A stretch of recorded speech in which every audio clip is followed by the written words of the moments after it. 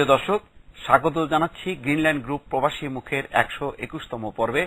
সাথে আছি আমি মোস্তফা ফিরোজ। আপনারা জানেন প্রবাসী বাংলাদেশীদের নানা সমস্যা, সম্ভাবনা, সুখ দুঃখ, হাসি কান্না সহ যাবতীয় বিষয় আমরা এই অনুষ্ঠানের মাধ্যমে তুলে ধরার চেষ্টা করি। এবারও তার ব্যতিক্রম হবে না। আর বরাবরের মতনই আমরা এই প্রবাসী মুখে আমন্ত্রণ জানাই দুজন প্রবাসী অতিথিকে। আজকে অতিথি হিসেবে উপস্থিত আছেন আমার এই প্রান্তে এম এ তাহের, তিনি ফ্রান্স প্রবাসী একজন ব্যবসায়ী, এবং তার পাশে আছেন মোহাম্মদ আলমগীর হোসেন, তিনিও ইতালি প্রবাসী একজন ব্যবসায়ী। আপনাদের দুজনকে স্বাগত জানাচ্ছি এই অনুষ্ঠানে। ধন্যবাদ। দর্শক, আপনারাও এই অনুষ্ঠানে অংশ নিতে পারেন এবং আমাদের স্ক্রিনে লক্ষ্য করুন আমাদের টেলিফোন নম্বর। আপনারা এই নম্বরে ফোন করে আপনার যে বিষয় জানার, প্রসঙ্গক্রমে ফ্রান্স এবং ইতালি বিষয়ে যদি কোনো আপনাদের জানার থাকে তাহলে প্রশ্ন করতে পারেন। এবং আমাদের দুজন অতিথি তারা শুধু ব্যবসায়ী না, তারা সেখানকার বাংলাদেশ কমিউনিটির নেতা, সুতরাং তারা উত্তর দেবেন ভালোভাবেই, এটি আমাদের প্রত্যাশা আপনাদের কাছে। দর্শক, আমরা আলোচনায় যাব। আলোচনার আগে আমরা একটি বিষয় নিয়ে আলোচনা করতে চাই। ফ্রান্স, আপনারা জানেন যে সাউথ আফ্রিকা ঘিরে বাংলাদেশিদের একটি সম্ভাবনা তৈরি হয়েছে। বিপুল পরিমাণ বাংলাদেশি সেখানে যাওয়ার চেষ্টা করছেন বৈধভাবে, যদিও সেখানে বৈধভাবে যাওয়ার সুযোগ খুবই কম, তারপরও যাচ্ছেন নানানভাবে। সেখানে কি সম্ভাবনা আছে আমরা গত পর্বে দেখিয়েছিলাম। সেখানকার দীর্ঘদিন থেকে বসবাস করছেন এস কে মোহাম্মদ লুৎফুল কবির সাকি, ওনার একটি সাক্ষাৎকার, যেখানে বলা হয়েছিল যে সাউথ আফ্রিকার রাজনৈতিক পট পরিবর্তনের পর সেখানকার পরিস্থিতি পাল্টে যেতে পারে, কি হতে পারে সেই নিয়ে তার একটি বিশ্লেষণ দেখেছিলাম।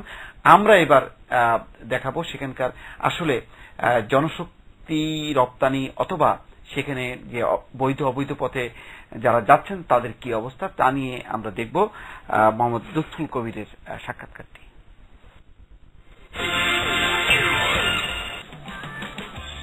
আফ্রিকাতে সফলভাবে ব্যবসা করছেন বাংলাদেশিরা। যদিও বাংলাদেশিদের জন্য বৈধভাবে আফ্রিকা যাওয়ার সুযোগ খুবই কম। প্রবাসের কষ্টার্জিত অর্থ দেশে পাঠাতেও নেই কোনো ব্যাংকিং সুবিধা। বাধ্য হয়ে হুন্ডির উপর নির্ভর করতে হয় আফ্রিকা প্রবাসীদের।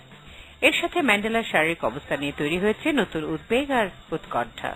সাউথ আফ্রিকাতে যারা যাচ্ছে বাঙালি এখন বর্তমানে, এবং কয়েক বছর আগেও যারা গিয়েছে, তাদের মাঝে ম্যাক্সিমাম অবৈধভাবে, বৈধভাবে খুবই কম। যারা প্রমিস করে যে তোমরা এখানে আসো খুব সহজ এবং সবকিছু সহজে পাওয়া যায়, সেটা সত্যি না।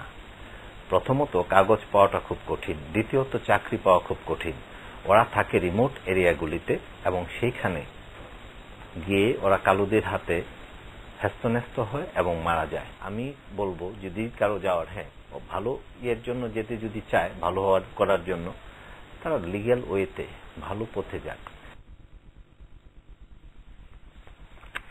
দর্শক, আমরা ছোট সাক্ষাৎকারটি দেখলাম। আমরা এই প্রেক্ষিতে আমরা আলোচনা করব ইউরোপের প্রেক্ষাপটটি। ভাই, আপনার কাছে আসি প্রথমে।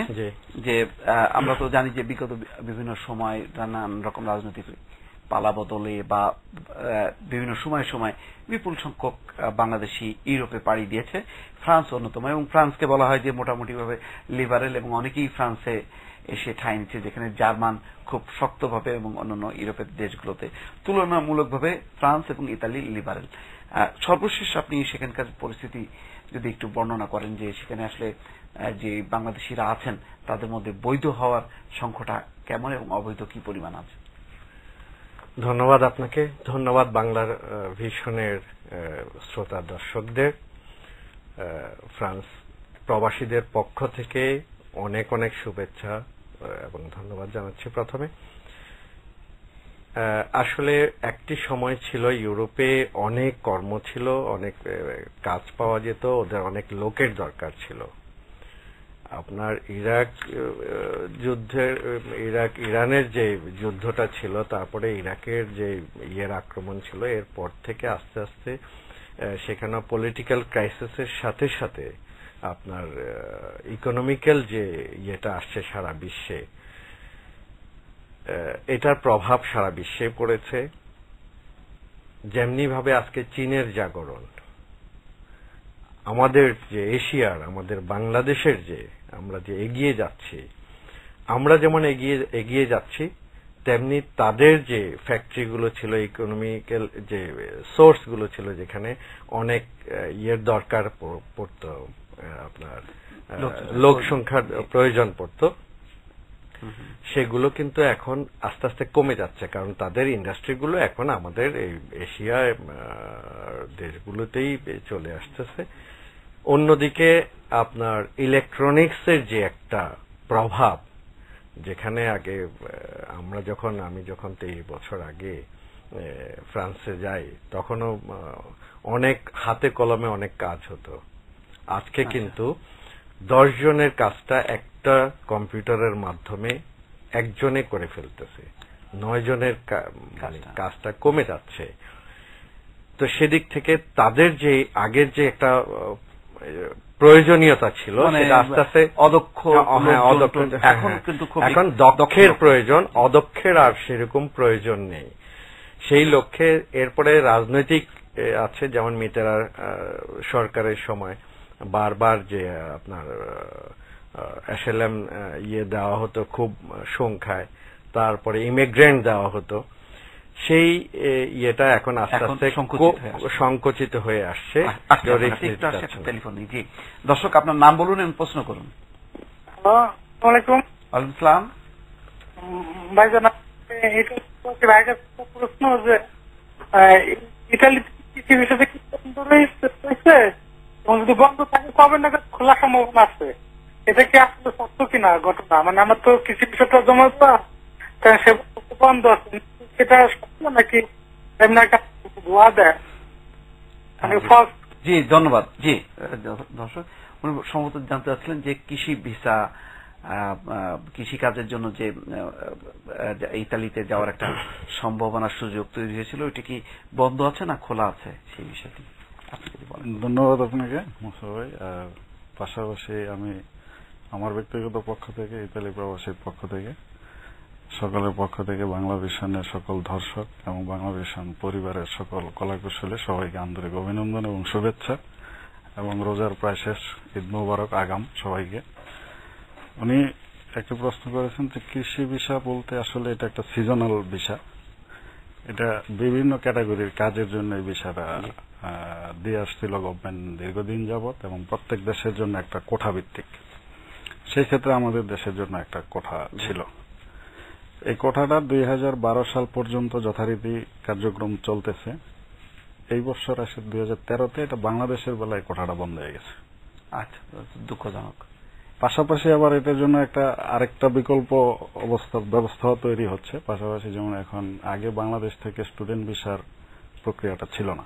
আচ্ছা, এখন ইতালি গভর্নমেন্ট আগামী সেপ্টেম্বর বা অক্টোবর নাগাদ স্টুডেন্ট ভিসার যে প্রোগ্রামটা, যে প্রক্রিয়াটা, এটা টোটালি কমপ্লিট করে ওরা ওয়েবসাইটে দেবে। তো সেই ক্ষেত্রে যদি আমাদের বাংলাদেশের যে সমস্ত ছেলেরা, ছাত্রদের জন্য একটা সুযোগ তৈরি হচ্ছে। পাশাপাশি স্টুডেন্টদের যাওয়ার যে বিষয়টা, এটা দুইটা স্কিলতে যাবে। একটা হলো যারা এখানে সরকারিভাবে বৃত্তি বা স্টাইফেন্ড নিয়ে যাচ্ছে, তাদের জন্য এখানে একটা সুযোগ সুবিধা। আবার যারা প্রাইভেটলি লেখাপড়া করতে চায় নিজের দায়িত্বে নিজের খরচে, তারাও ওইখানে যাওয়ার একটা সুযোগ তৈরি হচ্ছে। আর যে সিজনাল যে ভিসার যে প্রক্রিয়াটা বন্ধ হয়ে গেছে 2013 সালে এসে, এইটা বন্ধ করার পিছনে ইতালি গভর্নমেন্ট আবার আমাদের বাংলাদেশ সরকারকে একটা প্রপোজাল ওরা দীর্ঘদিন দিয়ে আসতেছে যে বাংলাদেশ সরকার এবং ইতালি সরকার, দুই সরকারের মধ্যে একটা এমইউ বা চুক্তি করার জন্য ম্যান পাওয়ার সরাসরি গভর্নমেন্টের মাধ্যমে যাওয়া, যেটা আমাদের দেশের সরকার বিভিন্ন জায়গায় যে ম্যান পাওয়ার দিচ্ছে। তো এইটা একটা প্রক্রিয়া দিন আছে, কারণ এটা নিয়ে কিছু কিছু জায়গায় গভর্নমেন্টের সাথে ওদের বার্গেনিং হচ্ছে। যেমন আমাদের এখানে যে পরিমাণ কমিউনিটির যে লোকজন, আবার ধরেন এখন পর্যন্ত প্রায় 2 লক্ষ বাঙালি আমরা বসবাস করি টোটাল ইটালিতে।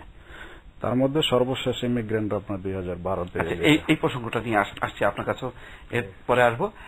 দর্শক, আমরা দেখব যে আপনারা জানেন যে এই এখন রমজান মাস, সারা বিশ্বের মুসলমানরা এই সময়টা রমজান মাসে পালন করছে নানান ধর্মীয় ভাবগম্ভীর্য পরিবেশের মধ্য দিয়ে। আমরা দেখব যে বাংলাদেশের বাইরে প্রবাসে আসলে রমজানটা কিভাবে পালিত হয়, তা নিয়ে আমরা বিভিন্ন কয়েকটি দেশের আমরা রমজানের চিত্র দেখাবো। পবিত্র রমজান উপলক্ষে সৌদি আরবে ডাক্তার সোলাইমান ফকি বাওয়াজি কম্পাউন্ড শাখা এক ইফতার মাহফিলের আয়োজন করে। নিজে নিজ উদ্যোগে তার একামা, ট্রান্সফার, যে সকল সমস্যা আছে সকল সমস্যাগুলো সমাধান করে। প্রবাসীদের সমস্যা সমাধানে কমিটির সকলকে সহযোগিতার আহ্বান জানানো হয়। আমরা আপনাদের সাথে দায়বদ্ধ। আপনাদের যখন যে কোনো সুখ দুঃখের জন্য আমাদেরকে ডাক দেবেন, ইনশাআল্লাহ আপনাদের ডাকে আমরা সাড়া দিয়ে আপনাদের কাছে আমরা হাজির হয়ে যাব। আসুন আমরা দল মত নির্বিশেষে ৭১-এর কলঙ্কমুক্ত একটি বাংলাদেশ গড়ে তুলি। ইফতার শেষে দোয়া মাহফিলের আয়োজন করা হয়।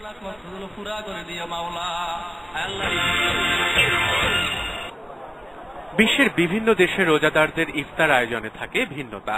তবে প্রবাসী বাংলাদেশিরা চান দেশীয় আমেজে ইফতার করতে। স্বজনদের সাথে ইফতার করতে না পারার বেদনা অনুভব করেন যুক্তরাষ্ট্র প্রবাসী বাংলাদেশিরা। প্রবাসে অবস্থান করি, তবু পরিবার পরিজন্য একসাথে ইফতার করাটাই আমাদের জন্য খুব আনন্দ। দেশের জন্য অনেক খারাপ লাগতেছে, আমার নানুর জন্য, দাদাদের জন্য। আমরা প্রবাসে থাকি, সবাই একসাথে ইফতার করতে পারে, আমরা আনন্দিত। নিউ ইয়র্কে প্রবাসী বাংলাদেশিদের বড় মসজিদ বাংলাদেশ মুসলিম সেন্টার। রমজানে বেশি সওয়াবের আশায় সেখানে নামাজ আদায়ের পাশাপাশি ইফতারও করে থাকেন অনেকে। বিশ্বে যত প্রবাসী বাংলাদেশি আছেন সবার কাছে আমার অনুরোধ থাকবে, বাংলাদেশে এই রমজান উপলক্ষে তো গরিব দুঃখীর সাথে সহযোগিতা করার জন্য। বাংলাদেশ মুসলিম সেন্টার বাঙালিদের এখানে অনেক বড় একটা ধর্মীয় প্রতিষ্ঠান। মাহে রমজানে ইফতারের ব্যবস্থা করা হয়। ত্যাগ ও সংযমের মহিমায় দেশের মানুষের জন্য সাহায্যের হাত বাড়াতে যুক্তরাষ্ট্র প্রবাসীদের প্রতি আহ্বান জানানো হয়। দেশের শান্তি, সমৃদ্ধি ও মুসলিম উম্মাহ শান্তি কামনা করে সকল মুসলমানদের জন্য দোয়া করা হয়। আজিমউদ্দিন নবী, বাংলা ভিশন, নিউ ইয়র্ক, মার্কিন যুক্তরাষ্ট্র। পবিত্র রমজান মাসে যেন নতুন রূপ নেয় গোটা আরব আমিরাত। সারা দেশে মসজিদে মসজিদে রোজাদারদের জন্য আয়োজন করা হয় ইফতারের। আবুধাবি, দুবাই, শারজাহ সহ আরব আমিরাতের বিভিন্ন শহরে প্রতি বছরের মতো এবারও পুরো রমজান মাস জুড়ে দুস্থ ও সাধারণ জনগণের জন্য ইফতার বিতরণ করছে রেড ক্রিসেন্ট। ইফতার সাওম বা গণ ইফতারের সবচেয়ে বড় আয়োজন হয় আবুধাবিতে। আরব অঞ্চলের তৃতীয় বৃহত্তম মসজিদ শেখ জায়েদ গ্র্যান্ড মস্ক সেন্টারের উদ্যোগে আবুধাবিতে সারা মাস জুড়ে 25-30 হাজার রোজাদারদের জন্য ইফতারের ব্যবস্থা করা হয়। এছাড়া শিশু ও মহিলাদের জন্য রয়েছে শীতাতপ নিয়ন্ত্রিত আলাদা জায়গা। রমজান মাসের বিশেষ এই আয়োজন দেখতে দেশি বিদেশি অসংখ্য দর্শনার্থী ভিড় করে আরব আমিরাতের রাজধানী আবুধাবিতে। সাম্য ও সৌভ্রাতৃত্বের অপূর্ব নিদর্শন এই গণ ইফতার মাহফিল। শেখ জায়েদ গ্র্যান্ড মস্ক থেকে জাহাঙ্গীর কবির বাপ্পি, বাংলা ভিশন, আবুধাবি। দর্শক, আপনারা দেখলেন প্রবাসের কয়েকটি দেশের রমজানের চিত্র, যেখানে আমাদের কমিউনিটির সদস্যরা যেখানে এই রোজা করছেন। দর্শক, আমরা আমাদের দুজন অতিথি আছেন ইতালি এবং ফ্রান্সের, আমরা তাদের কাছে আসব, তবে তার আগে একটা ছোট্ট বিরতি। সুপ্রিয় দর্শক, আবারও স্বাগত গ্রিনল্যান্ড গ্রুপ প্রবাসী মুখ অনুষ্ঠানে। সঙ্গে থাকার জন্য ধন্যবাদ জানাচ্ছি। আমরা আলোচনায় যাব। আলোচনায় যাওয়ার আগে আমরা জানেন যে ঈদও আসন্ন এবং এই সময়টিতে যারা মুসলিম জনগোষ্ঠী আছেন, বিশেষ করে বাংলাদেশের কমিউনিটি, তারা ঈদের কেনাকাটায় ব্যস্ত থাকেন। আমরা সেরকম একটি চিত্র দেখব যুক্তরাজ্যে লন্ডনে। সেখান থেকে আমাদের এই রিপোর্টটি পাঠিয়েছেন আসম মাসুম।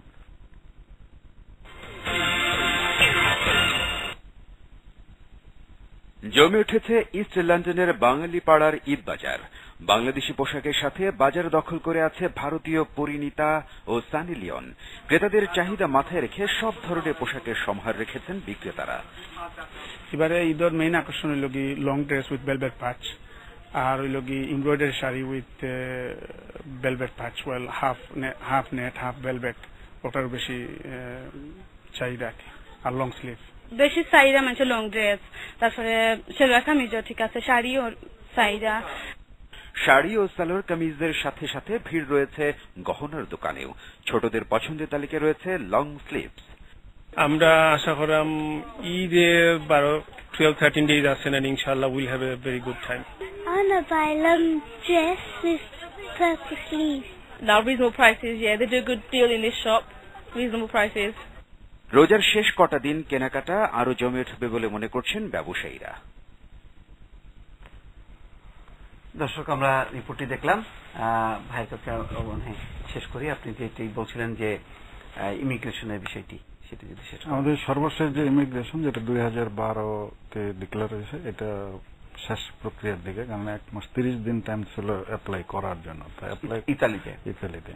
আচ্ছা, তো সেটা মোটামুটি বর্তমানে যারা অবৈধ ছিলেন ওইখানে, এখন আর কোনো অবৈধ কেউ নাই মোটামুটি? না, অবৈধ মোটামুটি সবাই বৈধ হওয়ার প্রক্রিয়ার দিন আছে। এর মধ্যে ধরেন যদি কোনো কারণে ডকুমেন্টারি কাগজপত্রের জায়গায় যদি কোনো ফল্ট বা কোনো ডিসপুট ধরা পড়ে, তো সেই জায়গায় হয়তো কারোটা মিস হইতে পারে, কিন্তু আপনার হলো এখানে মোটামুটি সবাই বৈধ হওয়ার প্রক্রিয়া দিন আছে। আপনি যেটা বলছিলেন স্টুডেন্ট ভিসায় যে এখন যে সুযোগটা আসতে যাচ্ছে, সেখানে কি তারা স্টুডেন্ট হিসাবে পরে কি অ্যাপ্লাই করার যোগ্যতা রাখবে কিনা?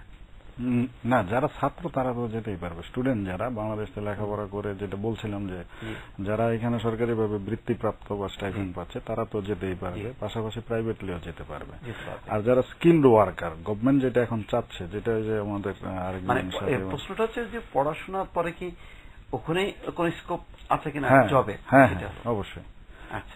যারা স্টুডেন্ট বিষয়ে যাচ্ছে, উন্নত বিশ্বের সব জায়গায় কিন্তু কেউ পার্ট টাইম জব করছে লেখাপড়ার পাশাপাশি, এবং আস্তে আস্তে সেখানে স্থায়িত। ইতালির ক্ষেত্রে অন্যান্য জায়গার তুলনায় আপনি আমাদের, যেহেতু আপনি নিজেই বললেন আলোচনা শুরুতেই যে একটু লিবারেল সবকিছু থেকে, এখানে যারা অবৈধভাবে আমরা যারা বসবাস করি, সরকারের তরফ থেকে বা প্রশাসনের তরফ থেকে আর ওই ধরনের কোনো অত প্রেশার ওরা দেয় না। আরেকটা বিষয় হইতেছে বিশ্বের সব জায়গায়, তো স্পেসিফিকলি আমি বলবো যে ইটালিতে আমাদের বাঙালি কমিউনিটির সাথে প্রশাসনের একটি অত্যন্ত ভালো সম্পর্ক। ওরা যেহেতু এখানে মাল্টিকালচার, বিভিন্ন দেশের এবং পৃথিবীর বিভিন্ন দেশের ইমিগ্রেন্ট আছে, ইস্ট ইউরোপের লোকজনরা অনেক অত্যাচার, অনেক ধরনের কর্মকাণ্ড করে যেগুলি প্রশাসনের বিরোধী বা আইন বিরোধী, কিন্তু আমাদের দেশের লোকজন যত কষ্ট করে, যত নিচু কাজটাই ওদের দৃষ্টিতে বা আমরা মনে করি কাজ তো কাজই, কিন্তু যেটাই করুক ওরাদের মধ্যে একটা ধারণা আছে যে বাংলাদেশের লোকজন আর যাই করুক ওরা সততার সহিত, একাগ্রতার সহিত এবং কাজ করে খায়, ওরা অন্য কিছু করে। সেদিক থেকে আমাদের গুডউইলটা অত্যন্ত ভালো। আচ্ছা, যেটা ফ্রান্সের আমরা যে আলোচনাটা করছিলাম, যে যেটা যে সুবিধাটা ইতালিতে পাচ্ছে, যে মোটামুটি সবাই বৈধ হওয়ার পক্ষে, ফ্রান্সের অবস্থাটা কি? ফ্রান্সে একসময় ছিল, এখন আর সেই পথটা, যেটা বললেন যে এখন আস্তে আস্তে কঠিন হয়ে যাচ্ছে। ফ্রান্সটা হচ্ছে আসলে ইউরোপের নাভি। আপনি জানেন ফ্রান্সটা হচ্ছে, আমরা প্রবাসীদের জন্য কিন্তু প্যারিস কেন্দ্রিক, আর প্যারিসটা হচ্ছে আমরা যারা ওখানে থাকে তারা আমরা বলে থাকি, আপনি নিজেও ভিজিট করে এসেছেন, প্যারিসকে যদি একবার দেখা হয় তাহলে সারা পৃথিবী হচ্ছে প্যারিসের গ্রাম। একটা এক্সপেন্সিভ সিটি, ওখানে আছে। ওখানে কিন্তু ইমিগ্রেশন হওয়ার একটা সুযোগ আছে যদি আপনি বৈধভাবে, মানে বৈধ মিন্স আপনি যদি ওখানে বসবাস করেন 5 বছর, এটা যদি প্রুফ করতে পারেন, একটা আপনার সম্ভাবনা আছে। আর 10 বছর যদি 5 বছর প্রুফ করতে পারি, মানে অবৈধ হওয়া সত্ত্বেও নাকি? না, এখানে আপনি, আমরা এখানে যারা এখন যাচ্ছে তারা, ভাই ইটালির ভাই যেভাবে বললেন, আমরা অনেকে জানি না, ইন্ডিয়ার থেকে, আমাদের প্রতিবেশী দেশগুলো থেকে, মালয়েশিয়া থেকে অনেক স্টুডেন্ট যাচ্ছে। ফ্রান্সে কিন্তু পড়ালেখার অনেক সুযোগ আছে। স্টুডেন্টরা, অর্থাৎ স্টুডেন্ট ভিসায় যদি তারা বৈধভাবে, তাহলে অ্যাপ্লাই করতে হবে। হ্যাঁ, 5 বছর যদি কেউ বৈধভাবে, যেটা লন্ডনেও আছে। হ্যাঁ, ওটা লন্ডনে আছে। এখানে লন্ডন এখন অনেক টাফ হয়ে গেছে।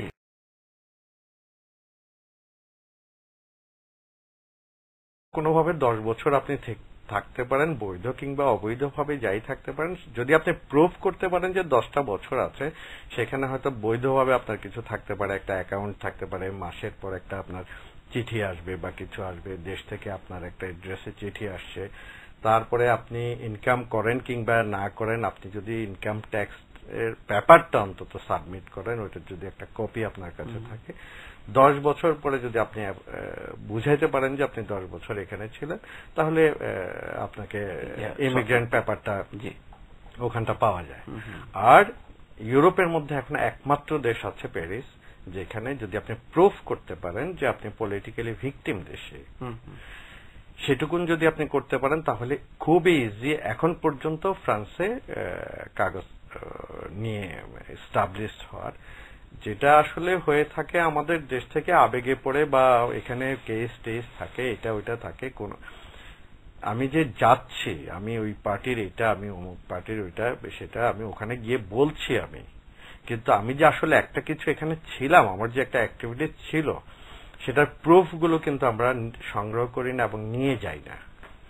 ওখানটা গিয়ে আমিও নিজেও পলিটিক্সের সাথে জড়িত আছি অনেক সময় আমরা সার্টিফাই করি যে এটা আমাদের সাথে জড়িত, কিন্তু কোর্ট থেকে যখন আমাদেরকে বলা হয় তোমরা বলছো যে তোমাদের সাথে জড়িত, তোমরা সার্টিফাই করছো যে আসলে সে দেশে ভিকটিম বা এটা ওটা মানলাম, কিন্তু দেশে যে করতো তার তো কোনো প্রুফ দেখাতে পারছে না।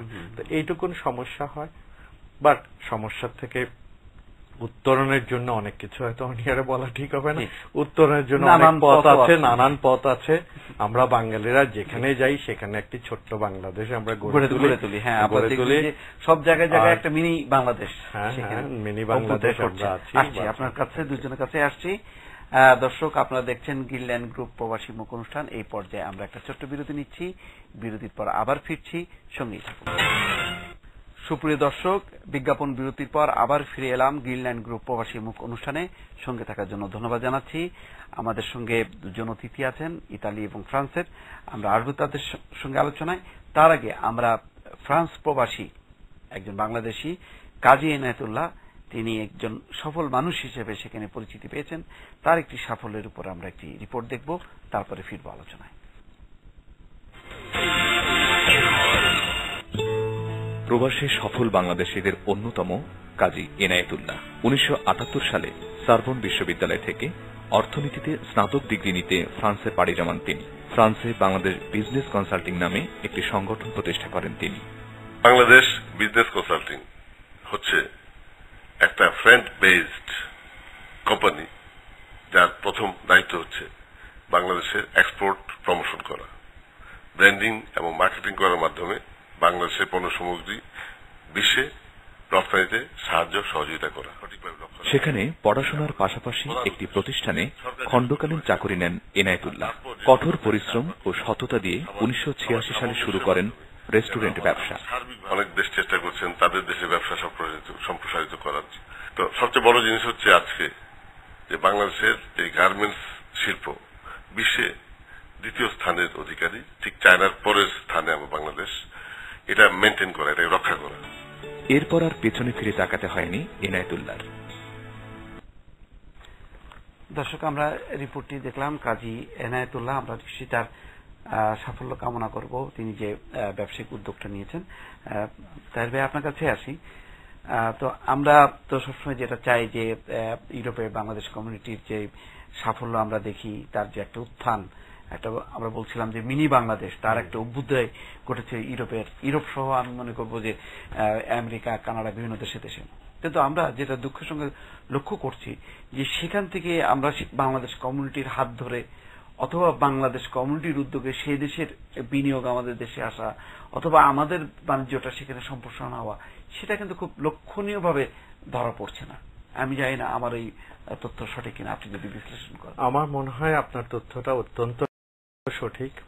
আমি একজন বাংলাদেশি পোশাক, বাংলাদেশি খাওয়ার, বাংলাদেশ কমিউনিটিকে ওখানে ডেভেলপ করা, আমাদের সন্তান যারা ওখানে জন্ম নিয়েছে তাদেরকে বাংলাদেশি কালচারের সাথে সম্পৃক্ত করার জন্য দীর্ঘদিন থেকে কাজ করে আসছি। আপনি যে এনায়েতুল্লাহ ইয়েটা দেখালেন, উনি আমার প্রতিবেশী ব্যবসায়ী, সফল ব্যবসায়ী, পাশাপাশি আমারও রেস্টুরেন্ট। আমি দেখেছি যে আমি প্যারিসে সফরের সময় প্যারিসের একটা কেন্দ্রস্থলে একটা বড় একটা রেস্টুরেন্ট দেখেছি, ভালো লেগেছে। সেখানে আমাদের বাংলাদেশি এটা শুধু না, এটা মানে ফ্রান্স প্রবাসী যারা অন্য ওই দেশের লোকজন, সেও যেমন একটা উদ্যোক্তা। আসলে বাংলাদেশি এবং ইন্ডিয়ান ফুডকে আমি চামড়ার ব্যবসার পাশাপাশি আমি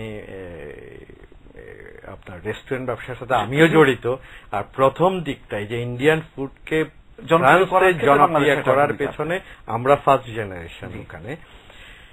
তো এখন দুর্ভাগ্য হচ্ছে যে একটা সময় আমরা অনেক কষ্ট করে আজকে আমরা একটা জায়গায় আমরাও এস্টাবলিশ হয়েছি, এনায়েতুল্লাহ যেমন, এরকম আমরা অনেকে এস্টাবলিশ হয়েছি।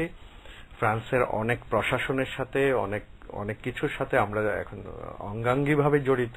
সেটা কি মনে করেন যে যেইটা আমাদের প্রত্যাশা সেই অনুযায়ী হয়েছে, না প্রত্যাশার থেকে আমরা অনেক দূরে আছি? দেখেন, আমরা বাঙালিরা যে যেখানে আছি অন্যান্য জাতির থেকে কিন্তু আমরা প্রত্যাশা অনুযায়ী প্রাপ্তিটা আমরা আদায় করে নিতে পেরেছি। আমাদের মেধা, আমাদের শ্রম, বাঙালিদের কিন্তু শ্রমে সততা আছে এবং খুব মানসম্মত, সবাই খুশি আমাদের শ্রমে বা আমাদের ইয়েতে। তো যে জিনিসটা হচ্ছে বাংলাদেশকে আমরা প্রবাসীরা ওখানে বাংলাদেশকে আমরা যেভাবে তুলে ধরতে পারছি, বাংলাদেশিরা বাংলাদেশের যে কালচার, আজকের যে রাজনৈতিক পরিবেশ, আমাদের যে সামাজিক পরিবেশ, আসলে আমরা হতাশ।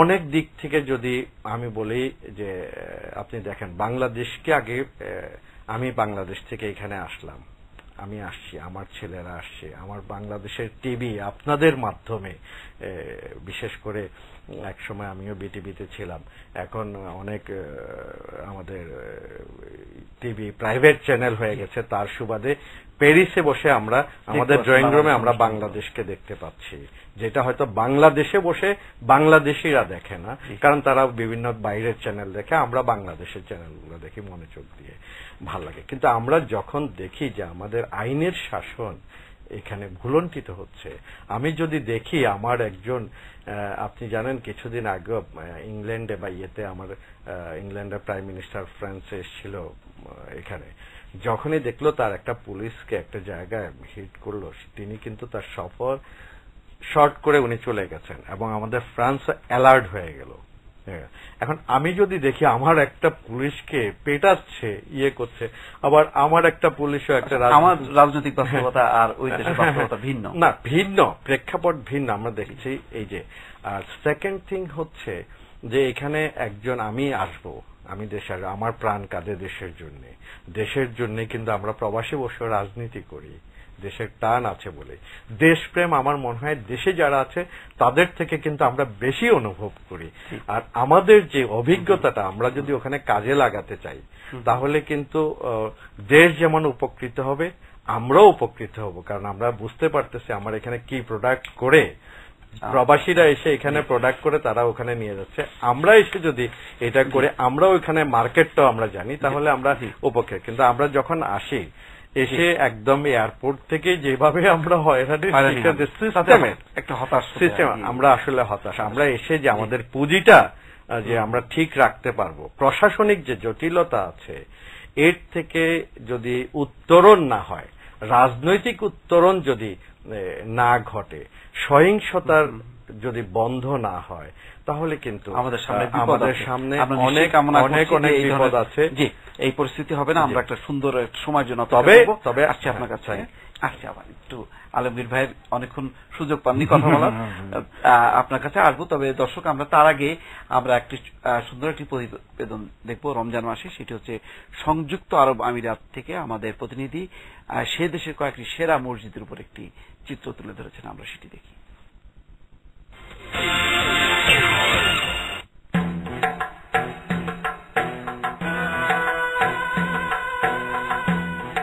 1971 সালে স্বাধীনতা অর্জন করে সংযুক্ত আরব আমিরাত। 75 লাখ জনসংখ্যার শতভাগ মুসলিমের দেশ সংযুক্ত আরব আমিরাতে আছে 6,000-এরও বেশি মসজিদ। আয়তনের দিক থেকে বিশ্বের তৃতীয় বৃহত্তম মসজিদ হল আবুধাবির শেখ জায়েদ মসজিদ।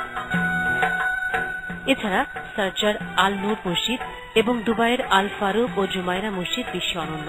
এসব মসজিদের কারুকাজ মুগ্ধ করে মুসল্লিদের। পুরুষদের পাশাপাশি মহিলাদেরও নামাজের সুব্যবস্থা রয়েছে। সংযুক্ত আরব আমিরাতে গলিতে গলিতে অসংখ্য অফুরন্ত মসজিদ প্রতিষ্ঠিত করায় এখানে অবস্থানত বিশ্বের সকল দেশের মুসলমানেরা জয়ী সরকারের ভূয়সী প্রশংসা করেছেন। মোহাম্মদ মুর্শিদ আলম, বাংলা ভিশন, আবুধাবি। দর্শক, রিপোর্টটি দেখলেন, আসলে খুবই মনোমুগ্ধকর দৃশ্য, এত চমৎকার স্থাপত্য সৌন্দর্য, আসলে মুগ্ধ করার মতো সংযুক্ত আরব আমিরাতের মসজিদ এগুলো দেখলেন। আলমগীর ভাই, আপনার কাছে ফিরি। এটা তাহের ভাই রেশ ধরে যেটি বলছিলেন যে আমরা যেটি প্রত্যাশা যে বিদেশে যে বাংলাদেশ কমিউনিটির উত্থান, সেই উত্থানের সূত্র ধরে সেসব দেশের বিনিয়োগ আমাদের দেশে আসবে, আমাদের ব্যবসা বাণিজ্য সেখানে আমাদের কমিউনিটির হাত ধরে সেখানে সম্পর্কিত হবে, সেটি কি হচ্ছে? সেই ক্ষেত্রে আমি যেটা বলবো, যেটা উনি বললেন ফ্রান্সের, যে যেটা উনি যতটা হতাশ আমি আসলে অতটা না। কারণ ইটালিতে যেহেতু আমরা বসবাস করি, ইউরোপিয়ান ইউনিয়নের সাথে বিনিয়োগের যে প্রশ্নটা আপনি করছেন, আমাদের বাংলাদেশ কমিউনিটি কিন্তু ইউরোপের সব জায়গায় কিন্তু খুব বেশি দিনের না, লন্ডন বাদে, ইংল্যান্ড বাদ দিলে কিন্তু অন্যান্য দেশে কিন্তু শর্ট টাইমে কিন্তু হয়েছে। আমি বলবো যেমন ইটালির কথাই আমি বলছি, আমাদের ধরেন স্বাধীনতা উত্তর কিছু অল্প সংখ্যক কিছু লোকজন ছিলেন ওইখানে, এবং তারা যার যার কাজে ব্যস্ত ছিলেন, এসব বিষয় নিয়ে তারা ভাবতেন না। আমাদের ইটালির কমিউনিটি বিল্ড আপ হয়েছে আসলে 90-র পর থেকে, 90-র পর থেকে। তো 90 থেকে আজকে 2013, এর মধ্যে আমাদের জনসংখ্যা এখন সেখানে 2 লাখ, ইউরোপের সেকেন্ড কমিউনিটি।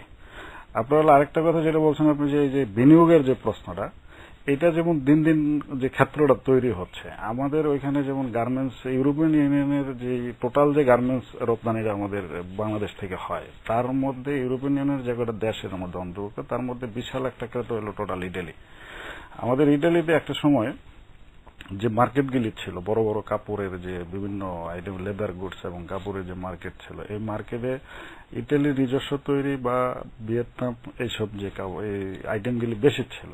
কিন্তু আজকে আমরা প্রায় দেখি এখন মার্কেটে গেলে, যেমন আমরা নিজেরাই যদি কোনো কাপড় চোপড় কিনতে যাই, তখন দেখি যে মেড ইন বাংলাদেশ। অর্থাৎ বড় বড় যে কয়টা মার্কেট আছে, সব মার্কেটে 80%, 75% কাপড় কিন্তু বাংলাদেশের তৈরি। আর এই যে বিনিয়োগ বা যারা ওইখান থেকে বাইরে হিসাবে দেশে আসছে, এখান থেকে অর্ডার দিয়ে তারা কাপড় চোপড় নিয়ে যাচ্ছে, এরা কিন্তু সবাই যে বাংলাদেশি যারা দেশে বসবাস করে ব্যবসা করছে তাদের উদ্যোগে যাচ্ছে তা কিন্তু না। এখানে প্রবাসীদেরও একটা কন্ট্রিবিউশন কিন্তু আছে, প্রবাসী বিভিন্ন উদ্যোক্তাদের আছে। আর আমাদেরকে ওইখানে দাঁড়াতে আরো একটু সময় লাগবে, কারণ এটা আমাদের কমিউনিটি, যেমন আমরা কিন্তু ফার্স্ট জেনারেশন, অর্থাৎ 90-র পরে যারা ওইখানে গেছে বা 90 থেকে যারা লেগে গেছে, এর আগে সংখ্যা ছিল কম। এখন আজকে আমাদের লন্ডনের তুলনায় লন্ডন বাদে অন্য দেশগুলোতে, ইউরোপের ফার্স্ট জেনারেশন, যেই কারণে বলছি যে আমাদের যারা, আমাদের ফ্যামিলি ছিল, আমার নিজের ফ্যামিলি ছিল এখানে, আমাদের ছেলে 2টা ছেলেও সেখানে জন্ম। তো সেই দৃষ্টিকোণ থেকে আজকে যে সমস্ত বাচ্চারা ওইখানে জন্মগ্রহণ করছে, যাদের বয়স 14, 15, 16, 17, 18, 20 হয়েছে, এই সংখ্যা খুবই কম।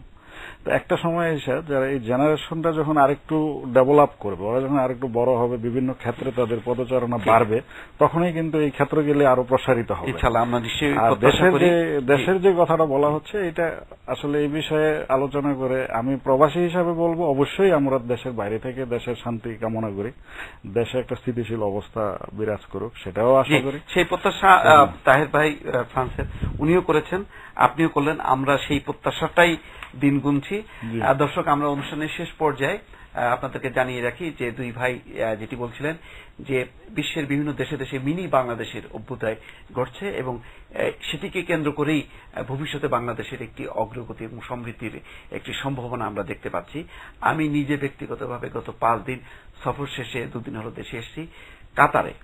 কাতারেও দেখছি প্রবাসী বাংলাদেশিরা আগে 8-10 বছর আগে যেখানে ছিলেন মাত্র 25-30 হাজার মতো, আজকে সেই সংখ্যা দাঁড়িয়েছে 2 লাখ। শুধু কর্মী হিসেবে তারা যাচ্ছে না, সেখানেও তারা পরিশ্রমের মধ্য দিয়ে আজকে বড় বড় বাণিজ্যিক শপিং মলের তারা মালিক হচ্ছেন, অন্যান্য ব্যবসায় তারা সফল হচ্ছেন। আমরা আশা করছি যে এই সাফল্যের হাত ধরে যাতে সমস্ত যেই প্রবাসীরা আছেন তারা যাতে শিক্ষা নেন, এবং তার জন্য দরকার হচ্ছে প্রবাসী বাংলাদেশিদের মধ্যে একটি ঐক্য, সহমর্মিতা এবং সহযোগিতার মনোভাব। কেননা এই প্রবাসী বাংলাদেশিরাই অ্যাম্বাসেডর হিসেবে কাজ করছেন বাংলাদেশের পক্ষ থেকে সারা বিশ্বে। আমরা আশা করব যে ভবিষ্যতে নিশ্চয়ই এই প্রবাসী সফল বাংলাদেশিদের হাত ধরে বাংলাদেশের অগ্রগতি এবং সমৃদ্ধি নিশ্চিত হবে। আমরা সেই প্রত্যাশায় এই অনুষ্ঠান শেষ করছি। ভালো থাকুন, সুস্থ থাকুন সবাই।